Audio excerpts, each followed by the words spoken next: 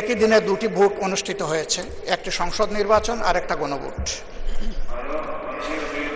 Floor দেব, তবে এখন দিনের কর্মসূচি অনুসারে যেটি আগে নির্ধারিত আছে আজকের দিনের মধ্যে এই ফ্লোরটা, না please please listen to me, এই ফ্লোরটা আজকের দিনের মধ্যে যদি দেন আমি এখন কথা বলতে চাই না। এখন এটা উত্থাপন করা যাবে না, আপনাকে সময় দেবো 1 ঘন্টা অপেক্ষা করুন। এই প্রশ্নোত্তর কালের পরে সংসদে সবকিছুর জন্য অনেক ধন্যবাদ মাননীয় স্পিকার, অনেক ধন্যবাদ। নেতা সুলতান মাহমুদ বাবু প্লিজ। মাননীয় স্পিকার, আপনাকে ধন্যবাদ। আমি সময়ের বাধ্যবাধকতার কারণে একটা বিষয় আলোচনায় যাওয়ার আগেই উত্থাপন করা খুব জরুরি মনে করছি। আমাকে সুযোগ দেওয়ার জন্য আপনাকে অসংখ্য ধন্যবাদ।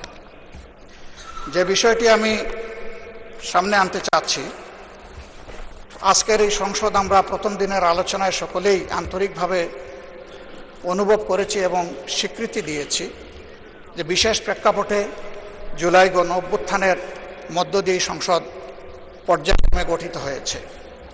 এই সংসদের কাছে জনগণের অনেক প্রত্যাশা।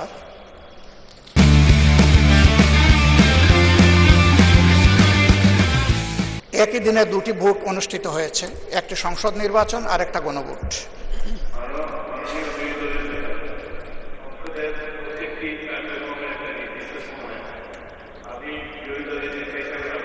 ফ্লোর দেব, তবে এখন দিনের কর্মসূচি অনুসারে যেটি আগে নির্ধারিত আছে আজকের দিনের মধ্যে এই ফ্লোরটা, না please please listen to me, এই ফ্লোরটা আজকের দিনের মধ্যে যদি দেন আমি এখন কথা বলতে চাই না। এটা হলো যে যখন প্রশ্নোত্তর শেষ হবে তখনই এটা উত্থাপন করার জন্য সময়। যখন প্রশ্নোত্তর শেষ হবে তখন আপনি দাঁড়াবেন, আপনাকে ফ্লোর দেবো। এটা আজকের দিনের মধ্যে আমি পাচ্ছি তো। এখন এটা উত্থাপন করা যাবে না, আপনাকে সময় দেবো 1 ঘন্টা অপেক্ষা করুন। এই প্রশ্নোত্তর কালের পরে সংসদে সবকিছুর জন্য অনেক ধন্যবাদ মাননীয় স্পিকার, অনেক ধন্যবাদ।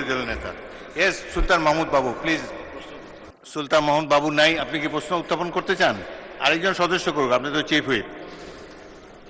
সুলতান মাহমুদ বাবুর পক্ষে অন্য কেউ তারকা চিহ্নিত প্রশ্ন উত্থাপন করতে পারেন?